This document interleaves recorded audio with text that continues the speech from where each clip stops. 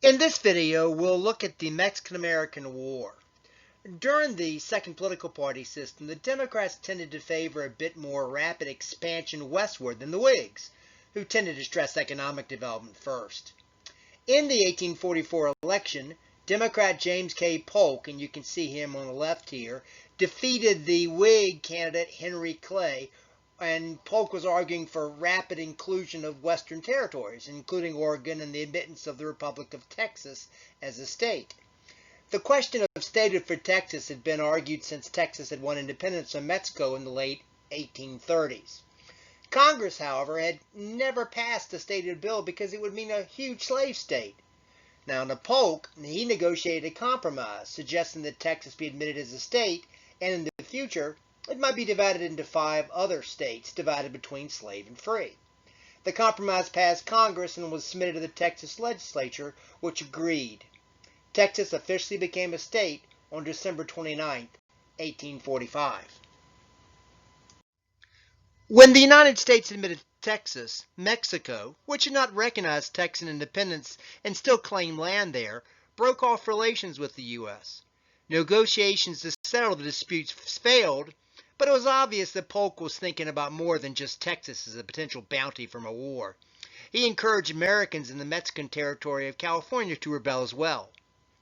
Polk sent General Zachary Taylor, you can see him below here, to the border along the Rio Grande River. There a skirmish took place, helping Polk to claim that the Mexicans had started the war by attacking north of the river, which Texas claimed.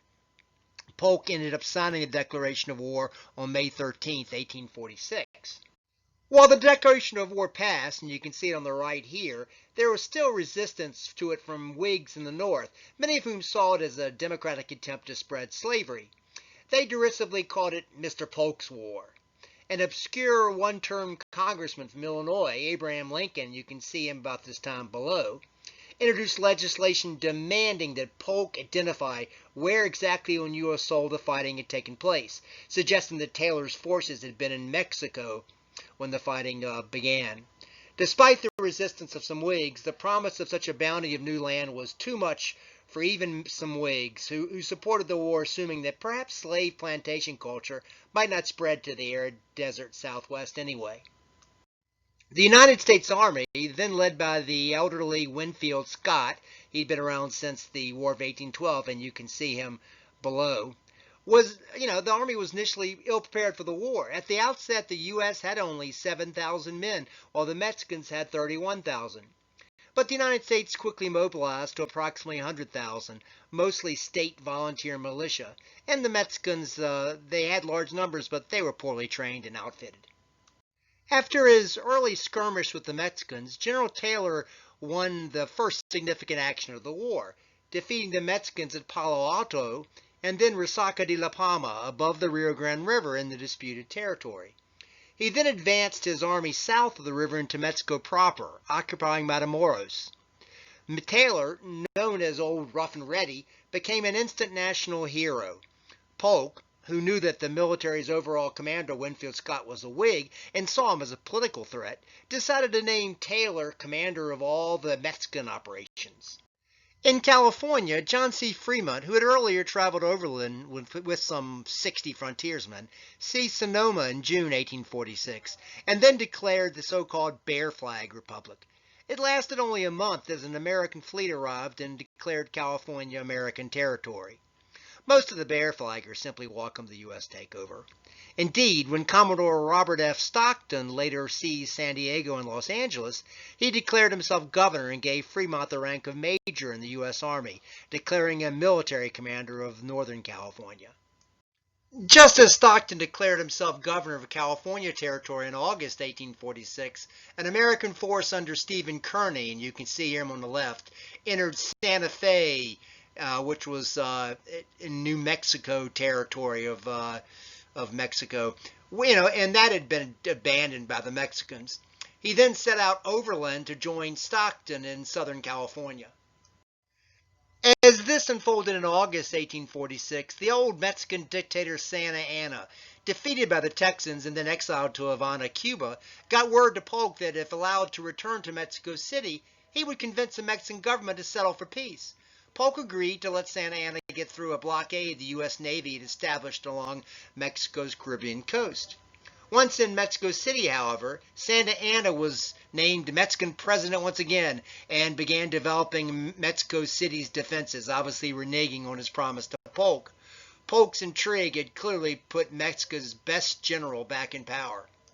In September 1846, as Kearney was traveling to Southern California and Santa Anna arrived in Mexico City, Taylor's army in Matamoros moved southwestward into the heart of Mexico and took Monterrey in a 5-day siege, which was the largest battle of the war yet.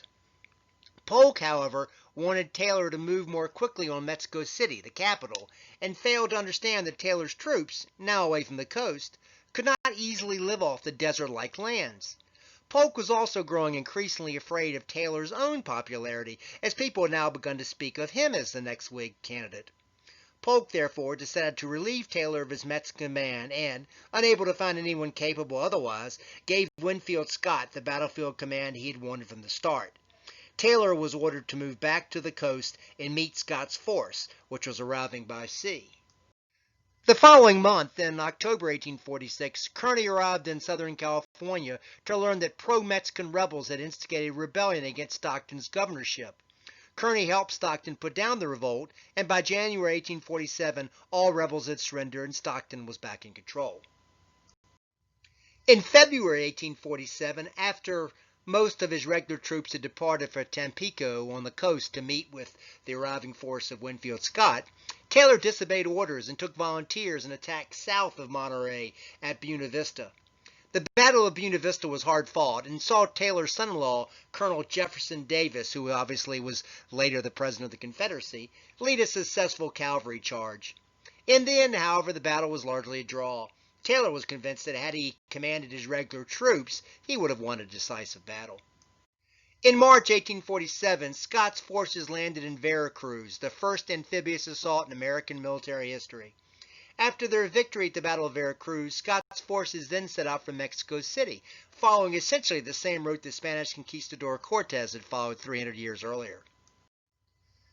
On May 15th, Scott's men entered Puebla, the second largest Mexican city.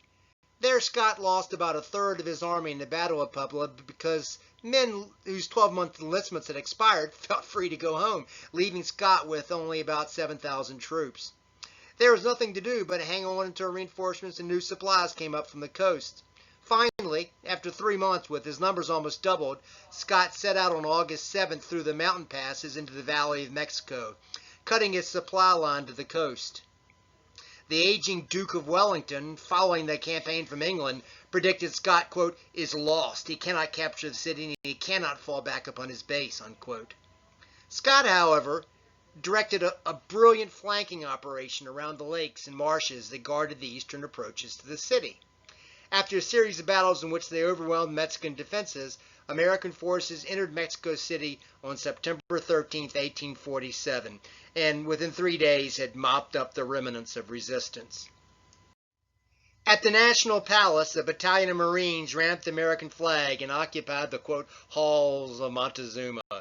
News of the victory generated great excitement. A military ardor pervades all ranks, declared the novelist Herman Melville from his New York home. Nothing is talked of but the halls of Montezuma. It's interesting to note that many later American military commanders in the Civil War got their first military experience during the Mexican-American War. It wasn't just Jefferson Davis. It included Robert E. Lee, shown as a young man here on the left, and Ulysses S. Grant, shown as a young man on the right. They both, of course, would meet in the end of the American Civil War. After the fall of the capital, Santa Anna resigned and a month later left the country. Meanwhile, Polk had appointed a chief peace negotiator named Nicholas P. Trist. And, formal talks got underway in January 1848, the village of Guadalupe Hidalgo, just north of the capital. And they dragged on for about a month. Finally, the Treaty of Guadalupe Hidalgo was signed on February 2, 1848. Mexico gave up all claims to Texas above the Rio Grande and ceded California and New Mexico territories to the United States. In return, the United States agreed to pay Mexico $15 million and assume the claims of American citizens against Mexico up to a total of $3.25 million.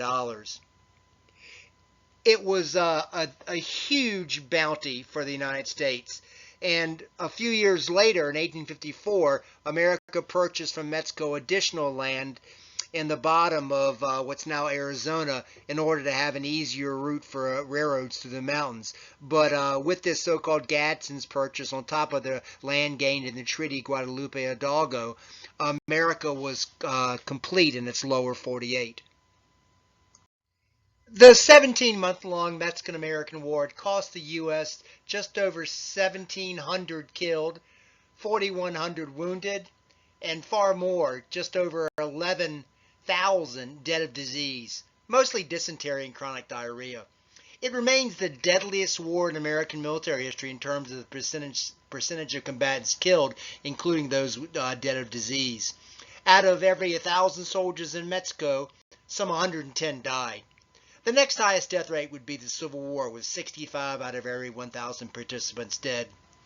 The American military and naval expenditures totaled $98 million, so it was an expensive war as well.